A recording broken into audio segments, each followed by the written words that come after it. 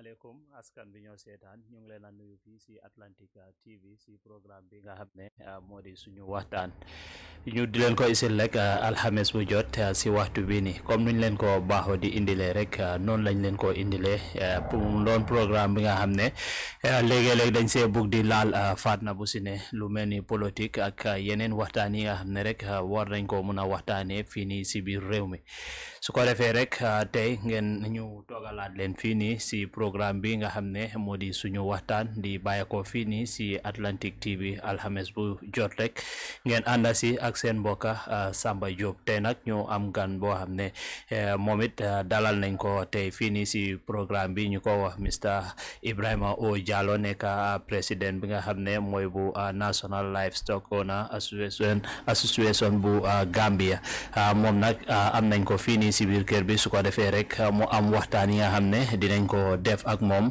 waaye loolu yëpp lu ko jiitu dinañ ko bàyyi mu nuyuwante ak askan buy seetaan Atlantic TV lu jiitu rek ñu dugga suñu waxtaan asalaamaaleykum Mr Jallow. waaleykum salaam wa rahmatullah barakatu Mr Jobe di la nuyu di la santa fii si Atlantic Media House di santa tam all the management and the staffs of the media house di leen jërëjëf tam the invitation that you have offered to the National Livestock Owners Association this afternoon pour ñu ñëw tan waxtaan ak yéen di penko si affaire juri si réew mi and si melokaay and then the system and the productional way of the livestock owners in this country so kontaan nañ trop tey pour ñëw join this important media pour ñu mën a waxtaan on this particular important issue di la nekk garam rek di la sant tam di wax tam asalaamaaleykum wa rahmatullah. jërëjëf Mr Jallow ñu ngi laa wax ne rek dalal ak jàmm si programme bi nga xam ne moo di suñu waxtaan di bàyyeekoo fii rek si Atlantic TV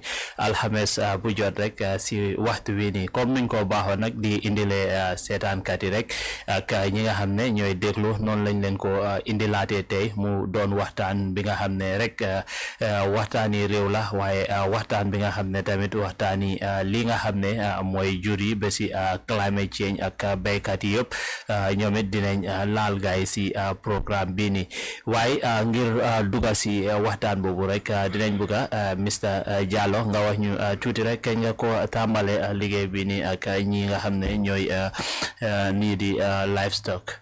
jërëjëf Mr Jobe once again suñu wakkee di National Livestock Owners Association mbootaay la boo xam ne was established in the Gambia in the year 2015 dañu amoon convergence bu mag suñu wakkan convergence we invited all the livestock value chain actors dafa meloon ne district bu nekk in the Gambia at that time 41 district yëpp dañ lañ owoon district bu nekk ñu yónni 3 people 2 male and then 1 female si boobaa tam all the 26 livestock market in the Gambia ñoom tam ñu invite leen then ñu amee 3 days convergence ñoom tam ñu d'accord ne because time boobu soo ko seetuwaale da nga gis ne organisation yi bari nañ farmer organisation foo dem da nga gis different organisation waaye then the Minister of Agriculture through the government then ñoom tam ñu feel ne baax na trop pour ñu mën a am one special body boo xam ne it will be responsible for all the other farmer organisation in terms of livestock si boobaa nag I think I was there in 2015 Mr Jobe then was among the most youngest person there but then I have been serving one of the organisation called the Cattle Farmers Association but I believe mom they are fighting very seriously on cattle rustling in the Gambia mooy sàcc yi then you know my connection with the farmers and my connection with the authority when we went there to organize this big forum to form the national body then the elders that we met there actually recommend me to be the president. That was in 2015. It's almost about 10 years now. I've been leading this organization. In that year, we agreed now we are going to form the national body. Bo Hamne will be responsible of, they were going to be the umbrella body of all livestock value chain actors in the Gambia. Amanga neka julanga neka processor, neka buse, producers, neka samakat, bakery ak yenen. So we will end up make that one body. Bo Hamne, they are going to have a national executive. Then we have a regional structure, and then then district structure and market committee. While Gana Yatu, because the pig farmers are coming, and then also we have the poultry farmers are coming, the sheep breeders are coming, the women vendors, milk vendors are also coming. So Mota Labo Hamne is an independent body working with the Department of Ministry of Agriculture through the Department of Livestock Services and the Gambia Livestock Marketing Agency. Because soon operational area, Mr. Jobe, they are about 4 fadna yo hamne. They are very important.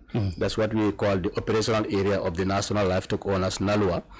Si Bobanak, we have one that deals with animal health and production. I just Bobone soon jury the febar. Why not social law the government is the work of the Department of Livestock Services.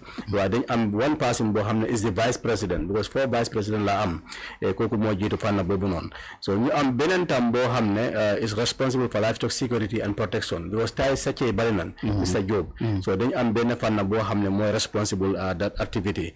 Then you Benefana Bohamne, we call it the environment and climate change. Moisun Sawe, Sun Lape Akienen.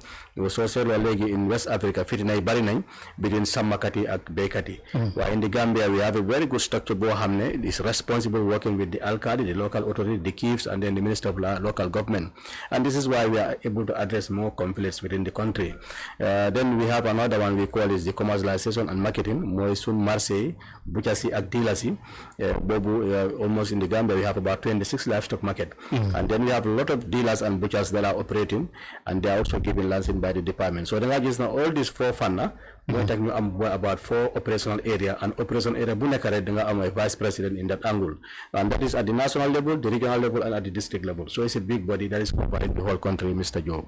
Okay, mumeni dal mbotay bu reela tayit mbotay bu yatula tayit mbotay bu nga xamne la tamit bu tedé njahanay la wax nga ko fi légui comme independent body la dal mu nek rek li nga xamne ku nek rek mun na sé gis bop am baykat bi samakat bi besi ñi nga xamne sax ñom ñoy bu sey di wax ne rek boba ak légui Mr. Jallow jité nak yombut way ku jité rek tamit yàlla la ko jagleel buñ si nekkee ba léegi lan mooy challenges yi ak yan jafe-jafe nga si nekk di jàkkaarloo su dee am na si.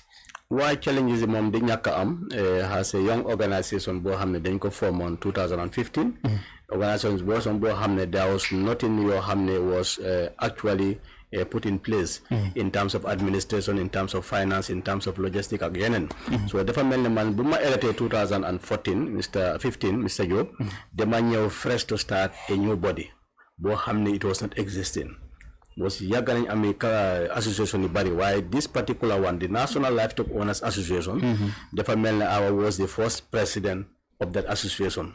Then the first challenging was to advocate, was to sell the association, to bring the awareness creation, to tell authority exactly what are we doing and who we are. And because then it was not easy, and it's a voluntary work, and there was nothing like payment, or there was nothing like support given to the organization. Actually, we are doing it free, and then there was no subvention. We are giving you this support. So the family baker didn't know that we want to form an organization. Bohamne is going to be the umbrella body. Why then there was nothing attached. So our biggest challenges was the financial aspect. Why then God being so good, it was very interesting working with the Gambia Livestock Marketing Agency. Then among what we call this attestation. Attestation yo hamne alkali siko jaye, then there was a small percentage going to the association, and then we are able to use that to run the day-to-day affairs of the association. While limala wako ni all these 4 pillars, denga just denga liga ak policy, denga liga ak local government, denga liga ak Ministry of Trade ak yenen. Up to now we don't have enough animal in this country. Yenen challenge moy, you see that soon land in this country is getting smaller. The population is getting wider, and then the landscape is remaining the same. Soon cattle tracks in Moisin Lape Aksawe, now people are using it for residential purposes, for agricultural purposes. There are more farmers living in this country going outside because their animal grazing area has been sold. Like you said, Brusubi. In the past 15 years, 20 years, in that area, it was all bussy. You can see there was no settlement. But now, you cannot In fact, people don't want to see animal in that area. No. The family even they are, sometimes they call him Mr. Jallow saying animal is on the road, but it was used for animal grazing area. I remember when I was in Backwater in those days at the high school, I used to move from Backwater run up to the beach. So if you come around Sukuta, immediately after Sukuta, you can go up to the beach, you cannot see anything. But now, from Sukuta, you have Brucibi, you have Bijulo, all these things, are well occupied, and then you cannot even see about 30 meters that is free or not developed, where animal can graze or where goat can eat. So now definitely the challenge is we are competing with land. Our animal grazing area that we are left there is all being sold, and now livestock ownership, will find it very difficult. We also have to change our way of rearing our animals. So these were some of the issues. Then issues be my cattle thefts was a big challenges. Te hamna linga wani Mr. Jallow dogumala why society digante MDI nele dembe bori BS dembe bori maska nele foftam hamna ne su yage dinañ commencé di ay ñuy jaay fofu nonu comme tamit tobaski bi sen hari ak yoy nonu te ñoñ tam il faut ñu am place fi nga xamne dañ fa wara nek. Mr. Jobe, so said Gambia, we have a long way to go, not about only livestock, but when it's come to about issue of land and good planning, you understand, the is definitely disturbing. We can say we don't have a very good planning system in the country in terms of recreation centers, in terms of even animal selling point, in terms of other things. Though deeply independent, then you want to identify your hamne, even parks. You go around here around this particular area, you don't even see about 50 meters that it is developed for people to go and relax and whatsoever. So like we have that poor planning, and now people are really competing with land. But it's good that now the government now are coming with a land policy, because this policy should have been there. I remember in 2019 there was a meeting held there in Bansang. I give a speech there, but I requested then through the government, let them try to establish a land policy, because when you have a land policy, that land policy will be able to tell you, yes, this particular area is an animal grazing area, this particular area is reserved for this particular activity. But people will just sell land the way they want, and now nothing is left. Even what we call our local Sumbameli, you go to other area, you can just see about 20 by 30 or 50. And then you look at the population that is imagined now. So it's not something that we are very proud of as Gambian. It's a concern to the people of the country. It's a concern also, it should be a concern to government. And now it's getting difficult, because the greater Banjul area, to be frank, we don't have proper land or proper areas that are designated for animal grazing or for animal selling or for any other activity for animals in this country. For the Ministry of Land, dinañ si bàyyi xel because démb rek mu ngi am press conference boo xam ne waxtu bi ni ñu ngi ko amoon ak gaay fële ne le si Banjul si seen office bi ngir soo bàyyi xel bu baax a baax comme ni nga ko fi waxee rek am na place yoo xam ne yu bari dañ fa daan jaaye yi nga xam ne mooy mala yi nii di xar yi nii ak nag yi, waaye léegi soo bàyyi xel doo ko dee gis ñëpp dañ leen utal place fu mel ni comme abuko nu mel nga xam ne soo ko soxlee rek foofu ngay dem amee ko foofu noonu, loolu dina baax ba pare dina leen dimbale yéen tamit.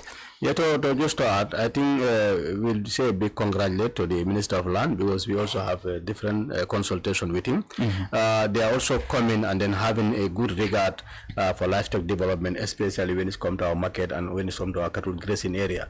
But when I talk about poor planning, if you look at Gambia, since 1965, Belegi, we could have done a lot of things. You understand? By now we could have benefit. But now after the 60 years of independence, the present government cannot fix everything unless they go to the provinces. But for the greater Banjul area, KMC and then West Coast region, I can say almost things are late, because anywhere you go is almost occupied. And then it will be a big challenge for them as also a government to make sure they put in place things that are improper. Even if you go to Brikama, you look at where the livestock market is, it's almost owned by the Gambia College. So we could have get a very good market that is freely given to the farmers to establish. Even Abuko, these are places that are occupied, but they are also within premises of a particular department or is owned by something. What does we are advocating? We need to have our own place that it is purely for livestock marketing. It is purely for livestock grazing area, and that will able to help the production of livestock and for the marketing of livestock in this country, Mr. Jobe.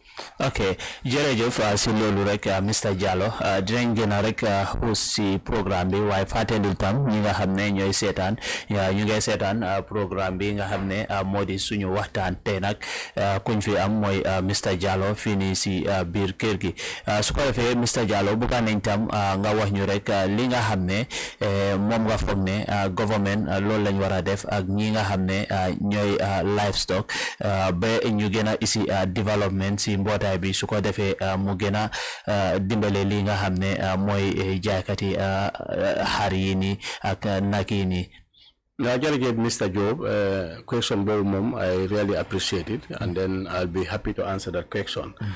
So, said law in the Gambia, soon work a livestock, because work a Minister of Agriculture is the both agriculture, crop, and livestock. Why not Bunjeka, if you look at the ministry, to me, like it was a bit biased towards between crop and livestock. More concentration was given on the side of crop.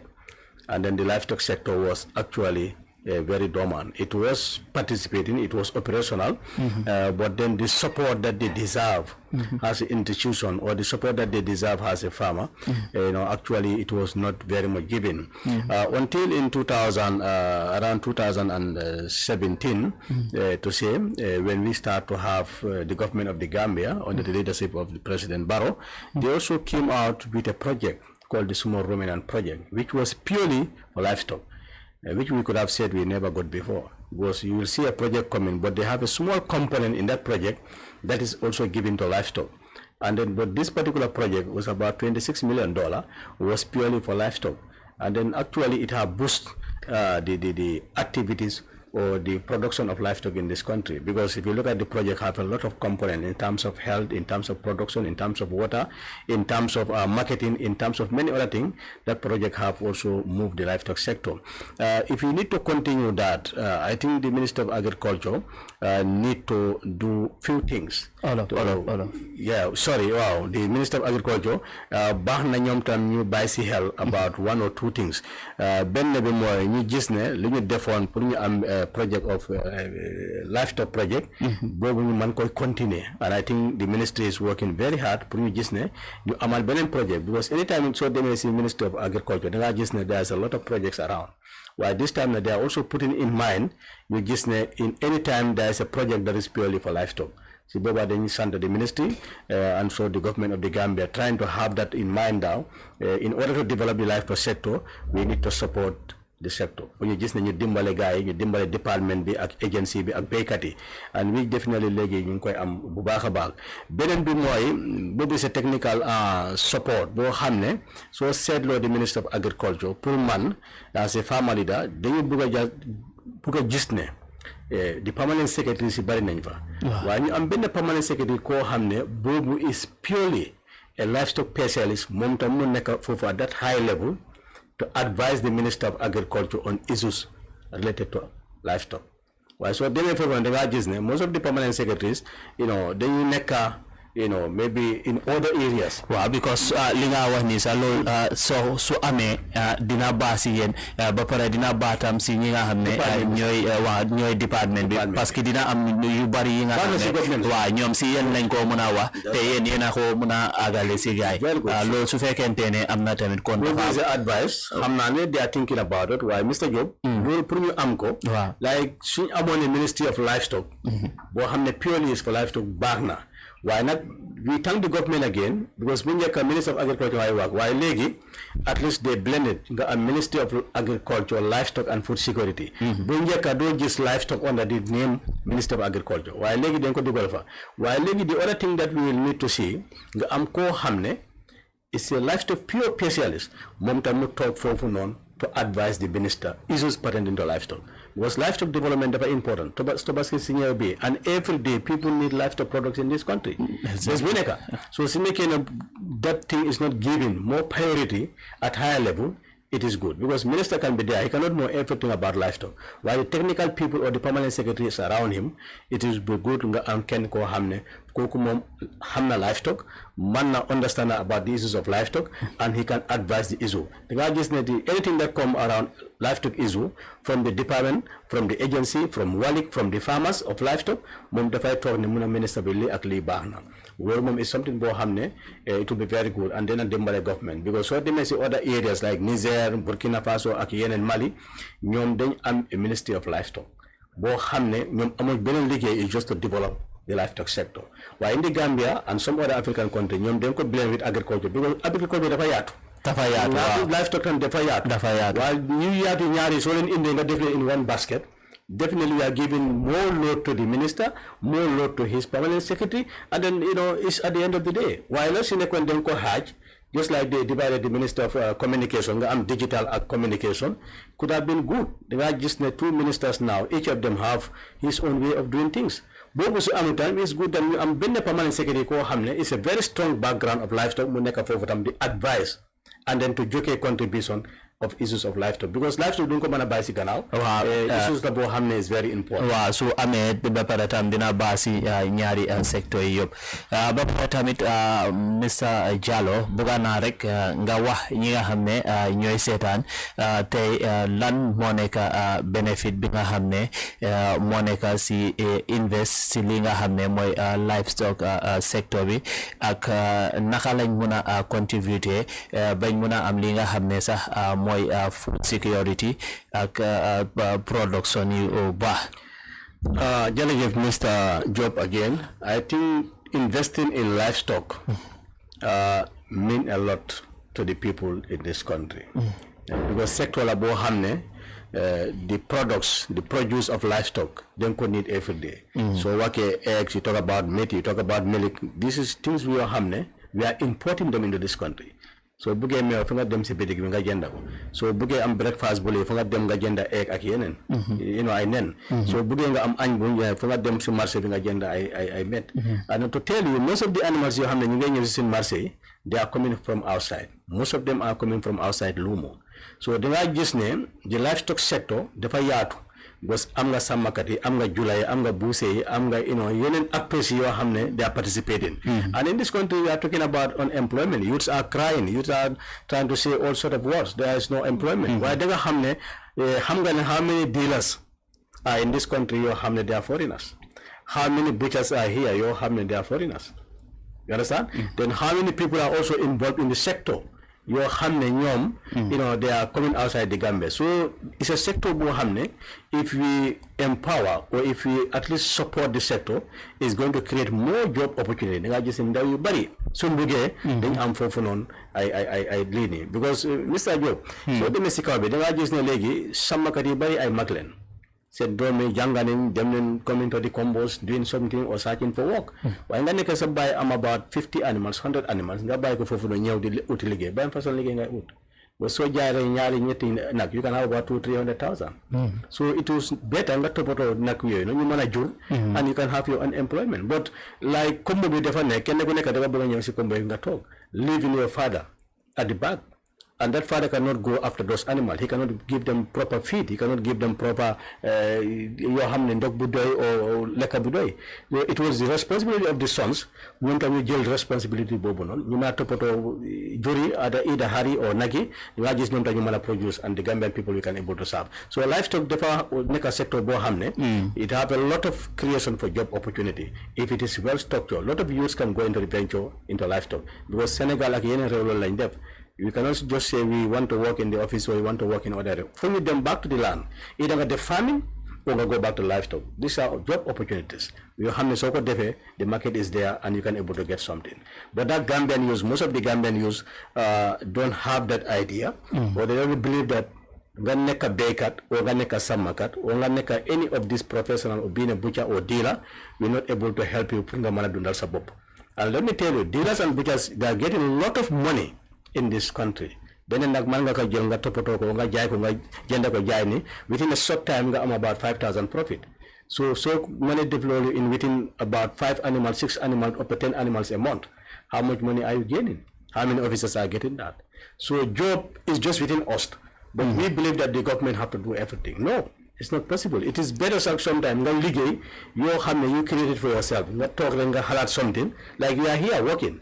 Some of these things are things that you initiate. So you just need a small support. At the end of the day, you can able to employ more people.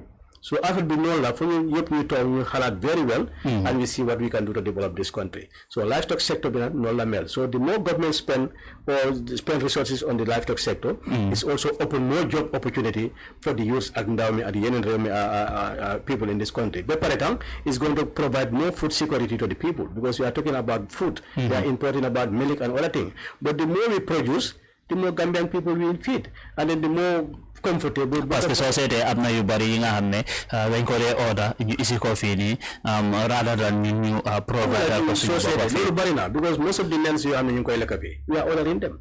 Most of the people go to the shop to get their tin of milk. You understand? Because only during the rainy season we have enough milk. Parce que chicken is yeah, all of them is coming. For that one, sometimes people are doing very well. Why? The local chicken's price and then the one imported, the price is not the same. But people prefer to go and take the imported one. But that one was packed for many years. But this particular one, just from the farm and to a table. So definitely the price cannot be the same. But then people also need to understand all those things. Livestock farmers, they are doing a very good work in this country, but they need more support. And at the end of the day, I think we can get more jobs. And then thank God now we are seeing projects are coming supporting youths, and then these youths are also doing very well in terms of livestock. Okay, jërëjëf Mr Jallow buga naa tamit ngir gën a dugal rek si biir waxtaan bi ñu laal li nga xam ne tamit moom mooy climate change bi ngir léegi-léeg tamit climate change bi dina dee sonal nit ñi waxuma la li nga xam ne sax moom mooy jur gi rawatina sax ñi nga xam ne ñoo nekk si ruling area bi ak yooyu noonu comme ngir façon yooyu sometimes su amee lan nga foog ne ñoom war nañ ko mën a def ak naka lañ climate change is everybody business, and then dafa laal human and animals and the environment. Why nak so seetloo si fànnu animals climate change am na impact yu bari yoo xam ne ñu ngi koy def. Once bu njëkk soo seetloon suñ àll bi fii soo si demee benn nawet bi joxe dangaa gis ne am na very palatable food grasses yoo xam ne nag yi mën nañ ko lekk o béy ak yeneen. waaye léegi da ngaa gis Mr Jobe da ngaa gis ne àll bi mu ngi fees ak ñàkk, waaye ñàkk boobu noonu jur yi duñ ko lekk. It's all climate change, because these species of grass dañ ñëw. You understand? You can see them beautiful green, but animals are not eating them. So dafay gis ne no, even you take your animal to the bush or go for herding, instead nga travel 1 kilometer, feed your animal, come back, it will travel about 10 kilometers just to get the palatable food. So I just like the climate change. Bunjaka am a lot of water around. So again you'll see people around some area. Mangafa am ndok bo hamne, it can be there for 7 months or more than that. While the climate change, the just rain ndok bi bari, next year also the water level will move them down. And then again people are cutting trees everywhere, and these animals purely depend on this. There is a big competition between residential agriculture and then the animals. Animals you have identified for animal grazing area. Mr. Jobe, people are using it very serious. And then again, it's causing our farmers also to migrate. Now in the Gambia, most of our farmers have moved to the other part of Casamance, that is Senegal. Because last year I went there to visit some farmers. Why they might just focus on Gambians, the way they are settled in Casamance, those people will never come. Because the climate change there favor them more in terms of grasses, in terms of water, in terms of the environment. They feel that is better for them. And to tell you, the Fulani, or we the Fulas, actually we are following our animals. Wherever we see that the animals are comfortable, this is why we are migrating everywhere. And now Gambia also, we are losing that population, because people are moving with their families, going out of the Gambia to settle. This is all about climate change. Because Bunjaka, from here to Brikama, Jambur, you can have water, you can have grasses, and then it has a hard man, you are comfortable. While Legi, that thing is no more there. Either you are not comfortable, move, or you leave your animals down. So climate change dafa nek affaire la bo xamne is very important. Bu ñëk bi nak bushfire tam dafa bari. To tell you legi so demé especially LRR, I was there last week. Da nga gis ne gaay lakk nañ Allah bi yop. And li soko laké, how many animals are you killing and how many trees yo xamne ak grab ak yene yang koy lakk di yak yop.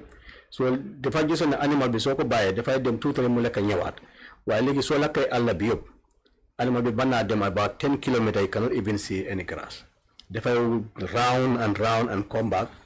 Mu ñëwaatam seet la mu ne waaw. waaye tam ndax façon yooyu noonu comme soo leen demee si province bi da ngeen si dee am waxtaan ak gars yi pour léegi-léegi ñu dee bañ di taal àll bi parce que soo seetee comme li nga fi wax léegi rek bu njëkka soo demaan si àll bi danga dee mën a gis ñax daf daan bari fu nekka danga daan gis sa gannaaw kër mu ngi fees tepp ak ñax léegi-léegi sax da ngaa gis ñoo xam ne seen rab yi sax duñ daan sori dañ daan mën a nekk benn place rek ba suur duga si waat si kër bi waaye léegi soo bàyyee xel si àll bi am na place yu bari soo ko rombee da dee gis mu ngi mel ni luñ taaloon ba mu liggéey waaw loolu yëpp di lakka garab yi ak yooyu yëpp baaxut tamit si gox yi nii ndax tamit comme yéen dina dee am waxtaan yi nga xam ne da ngeen si dee waxtaan ak gars yi parce que ñu bari xëj na tamit dañ xamut wala dañ understandul moo tax ñu dee waral di taal ñax parce que ñeneen ñi moom dañ bañ ñax bu bari fuñ gis ñax rek dañ ko dee taal. Jërëjëf Mr. Jobe, ñun xam naa ne as a farmer organisation, advocacy is our number one priority. Ñun sensitization boobu dafa bari almost every year. Then they go out meet with the stakeholders waxtaan ak ñoom. Loolu yàgg nañ ko def bu baax a baax di ko def nañ ko ak FAO def nañ ko ak with the ministry ak project. yu mel ne P2RS suma rumeel yëpp support nañu pour ñu dem waxtaan ak gars yi. emuñ foofu sax dafa am time sax boo xam ne. xam ne duñ mën a stop bushfire waaye dañ trainoon ay béykat yi ñu gis ne si demee benn nawet bi sori ñoom tam ñu mën a dem ñu code grass yu bari ñu ñëw préserve ko pour ñu teg ko pour ñu mën a koy jóg seen jur yi. waaye nag lii moom there is no excuse ku jël almet rek takk àll bi loolu nekkul ne ñàkk xam na. because yow koo ko def xam na ku ñëw sa kër mu takk ko o mu jël almet taal sa kër. You are not going to feel happy about that. These animals, they depend fully on this environment. Not only the animal, but the ecosystem, si bopam, they contain a lot. Nga ñew lo soxla nga taka. And that's what you are born in. Nga tal fofu non, they are all going to die. Ñom duñ mala ñewat. These are all people need to change their attitude, Mr. Jobe. Because bushfire, there is no way that we can encourage bushfire in this country. Because Gambia defandaw. Li am si àll bi and the population trees yoo xam ne suñ carbon dioxide bi ak yeneen fu ñu koy jëlee and the population is increasing every day and we are killing these trees, no good no bad. And so said the Gambia during the rainy season about 3-4 months you see the environment is very green, everything is comfortable. Waaye soo demee ba around 7 months 8 months the environment is very dry. Soo jëlee tam almet nga sànni si àll bi nga lakka ko yëpp yaa ngi kasaara juri yaa ngi kasaara tam réew mi because lii affaire la boo xam ne we don't need it. So you go to other region like LRR nekkut a ba wax waaye ñoom they are the principal bushfire yoo xam ne ñoom loolu rek mooy nekk seen liggéey waaye dañ ko war a stop because affaire la boo xam ne it's not helping. ñu war a doon gis ne ñu takk àll bi yëpp léegi laa jógee Fooñi I was in Fooñi Binta and Fooñi Brefet waaye you can see at a long distance between Gambia and Casamance the border the bush is burning. Why the farmers of the community also don't care? Because when you can say fire or something, we mobilize each other and go there try to address it. Why do you just maybe suffer a bit if I born, like a bit around your village, nobody is going to say anything. And then it should be our way because animal fire suffer because they are saving their life. Why not the people who own those animals, the community, the VDCs, and responsibility people? So you say, Sabara, Bana told Mr. Jobe, you have a responsibility, so Allah do and that Allah don't protect. Don't make never buy because forestry or Gura did it. Some people take it as another aspect. Why? Then you are just sun Allah bila, sun baby, sun jurla, the paratam sun person life, see Allah bila depend. So we need to control, we need to support, and we need to preserve that land.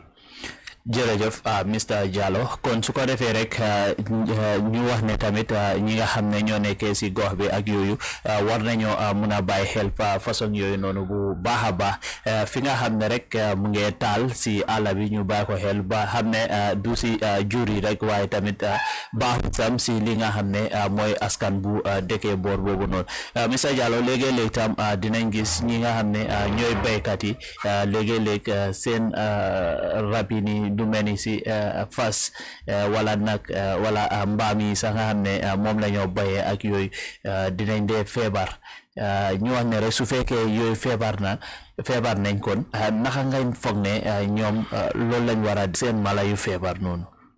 Gis na Mr. Jobe, fas nag mbaam yëpp loo xam ne is within your control loolu yaa ko moom ba pare yaa ko tam yow lay njëriñ dafa mel ne like your family boo sa njaboot si demee ba feebar sa responsibility la pour yow tam nga saparal ko lii tam sa nag sa béy mais sa xaj sa loolu yëpp yaa koy moom def lay njëriñ si demee ba mu feebar